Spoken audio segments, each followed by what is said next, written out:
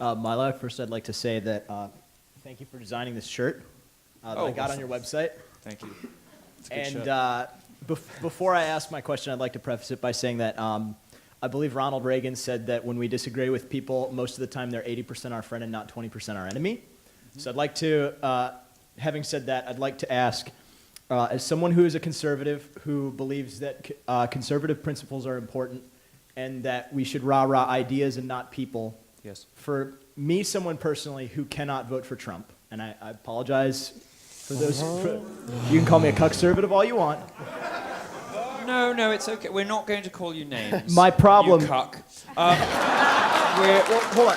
We're merely going to remind you that you are going to lose your free speech. You're going to have your guns taken away. The Supreme Court is going to entrench abortion law and off my cold dead hands. Ruin this country. Well, you see, people like this said they could control it last time. How'd that work out with Obamacare, mate? I mean, this is. Actually, I'm going to be nice. To ask you a question. Thank you. So I guess my question is as someone who considers himself a conservative, and for the record, I'm voting for Evan McMullin.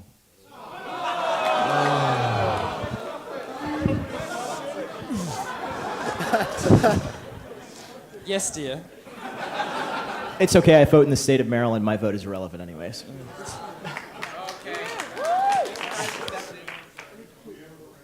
How can I, as a young person, help out the conservative cause after Donald Trump? Unfortunately, and I like to say this as blunt as possible, I firmly believe he's going to lose by 12 or more.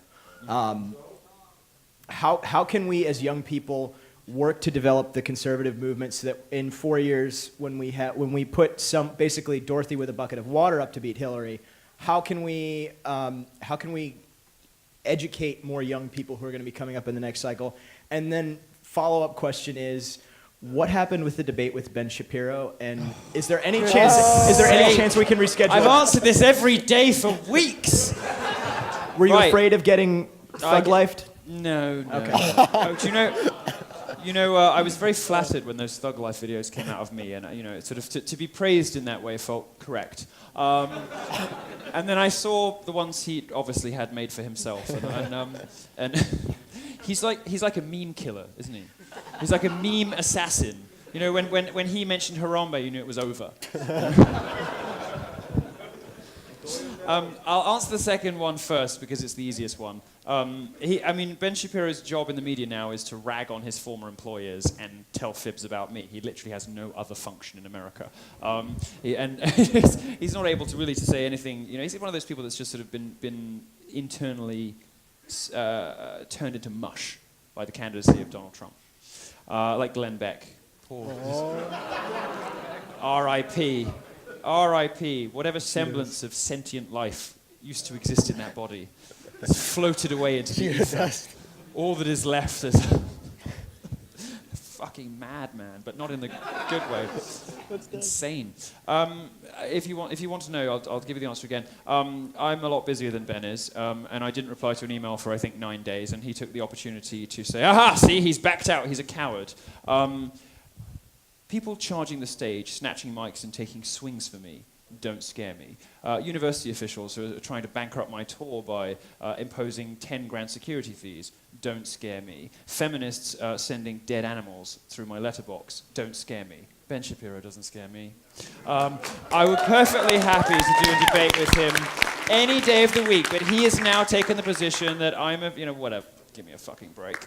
Also, of course, I prefer to debate people of a similar stature, and I've taken his audience and his careers over. Shame. On your first question, which I've now forgotten, and I'm going to talk for a little while I remember. Oh, yes, what can young people do? Well, I'm going to give you some tough love. You could have done it this election, you chose not to. You could have picked a winner. You could have chosen somebody, you might not have liked him personally, but you could have chosen somebody who was going to uphold the First and Second Amendments and appoint good people to the Supreme Court, which he obviously was. He obviously took a lot of advice on that list. I can't think of a single prominent Republican who had a bad thing to say about his Supreme Court nominee list. You could have voted for him, but instead you are contributing to Hillary Clinton joining the White House. I don't think you have any right to call yourself a conservative. I don't much care to give you advice after this election. I hope you never vote again.